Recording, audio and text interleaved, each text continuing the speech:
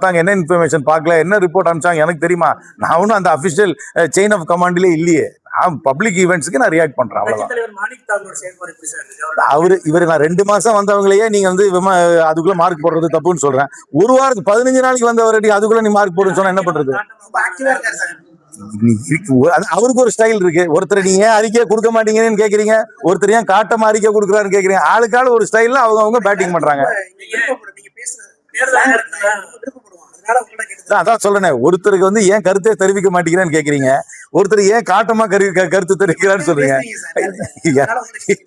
நான் யோசிக்கிறேன், அதனால என் கருத்து சொல்றேன், அவ்வளவுதான்.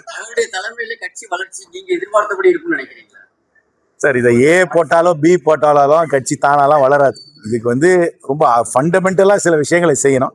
அதை வந்து நான் எங்க கட்சிக்குள்ள நான் சொல்லிக்கிறேன். அதனால அவ்வளவு சிம்பிளா முன்னாடி வந்து அழகிரி இருந்தார், அழகிரிக்கு அப்புறம் செல்வ பெருந்தகை வந்தார், செல்வ பெருந்தகைக்கு அப்புறம் நீங்க மாணிக் தாகூர் வந்திருக்காரு. அதனால நான் யாரையும் தனிப்பட்ட முறையில அவர்களால கட்சி வளரல, அவர்களால் கட்சி வளர்ந்துன்னு சொல்ல முடியாது. ஒரு ஃபண்டமெண்டலா காங்கிரஸ் வந்து எந்த பொலிட்டிக்கல் பொசிஷன் எடுக்கிறோம், எந்த பொலிட்டிக்கல் ஸ்பேஸை நாங்க வந்து நிரப்புறோம்ன்றத முடிவு பண்ணிக்கணும். அப்படிலாம் ஒன்றும் பணியெல்லாம் கிடையாது. அப்படிலாம் எனக்கு பணியெல்லாம் ஒன்றும் அதிகமாலாம் கிடையாது. ஒரு இப்ப எனக்கு வந்து ஒரு தடவையும் நான் வந்து பல பாடங்களை கத்துக்குவேன் பொது வாழ்க்கையில் இருக்கும்போது. இப்ப வந்து பப்ளிக் கூட கம்யூனிகேட் பண்ணணும்னா கொஞ்சம் ஒரு நான் பொலிட்டிக்கல் பொசிஷனும் எடுக்க வேண்டியதா இருக்கு. அதனால ஒரு கான்வர்சேஷனல் பொசிஷன் எடுக்க வேண்டியதா. அந்த வகையில அரசியலுக்கு அப்பாற்பட்டவர்களோடு உரையாடுவதற்கு, பொது கருத்துக்களை கொண்டு வருவதற்கு, அவர்களுடைய வாழ்க்கையில நடக்கும் சுவாரஸ்யமான வெற்றி தோல்விகளை கொண்டு வருவதற்கு இந்த ஒரு முயற்சி எடுத்திருக்கேன். முதல்ல ஒரு எழுத்தாளரை பேட்டி எடுத்திருக்கேன். மண்டே இன்னைக்கு அதில் அப்லோட் பண்ணிடுவோம். வாரத்துக்கு 1 முறையோ 2 முறையோ யாருடையாவது ஒரு கலந்துரையாடல் அரசியலுக்கு அப்பாற்பட்டவர்களோடு, சாமானியர்களோடு அவர்களுடைய சுவையான வாழ்க்கையை பற்றி ஒரு உரையாடல் நடத்துவதற்காக நான் உருவாக்கியிருக்கேன். இல்ல இது என்னோட ரிட்டையர்மெண்ட் பிளான் சார். இது என்னுடைய ரிட்டையர்மெண்ட் பிளான். இது ஏன்னா நான் ரிட்டையர் ஆயிட்டதுக்கு அப்புறம் ஏதாவது வேணும்ல நான் செய்யறதுக்கு. டயர்ட் ஆயிடுவேனா ரிட்டையர்ட் ஆயிடுவானு தெரியல, 2ல தான் ஒன்னாகும்.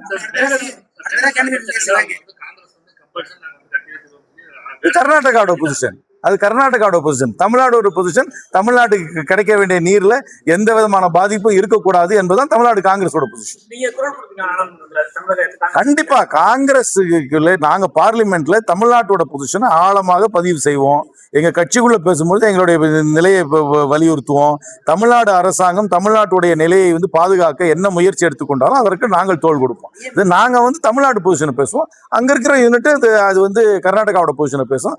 நீதிமன்றத்துக்கு போவோம், காவிரி ஆணையத்துக்கு போவோம், அதுக்கப்புறம் அது செட்டில் ஆகும்.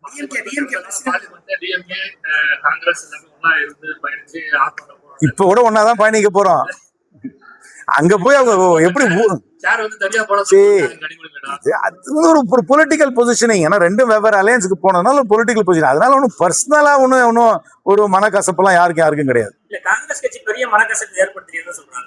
சரி, திருப்பி நான் சொல்றேன், எலெக்ஷனுக்கு முன்னாடி நாங்கள் ஒரு கூட்டணியில இருந்தோம், முழுமையா ஏற்றுக்கொள்கிறேன். அந்த கூட்டணி வெற்றி பெறவில்லை. தேர்தலுக்கு பின்னர் யாருக்கும் தனி பெரும்பான்மை கிடைக்கவில்லை. யாராவது ஒரு சில கட்சிகள் வந்து தாவேகாவோட போய் ஆதரவு தெரிவிச்சாதான் அவங்களாலையும் ஸ்டேபிள் கவர்மெண்ட் ஃபார்ம் பண்ண முடியும். நாங்க டிஎம்கே விட்டுட்டு போறதுனால டிஎம்கேக்கு வாய்ப்பு மறுக்கப்படவில்லை. டிஎம்கே கவர்மெண்ட் ஃபார்ம் பண்ற மாதிரி இருந்து நாங்கள் அவங்கள விட்டுட்டு இன்னொருத்தர்கிட்ட போயிருந்தோம்னா அதை நீங்க துரோகம், முதுகுல குத்துறது எல்லாம் டிஎம்கே கூட நாங்க அதெல்லாம் ஃபார்மாலிட்டி சார். யார் எங்க எப்படி சொன்னாங்க, எப்படி சொன்னாங்கன்றதான் எனக்கு தெரியாது. நிறைய பேர் பேசிட்டு இருந்தாங்க, யார் என்ன பேசுனாங்கன்னு எனக்கு தெரியாது. முதுகு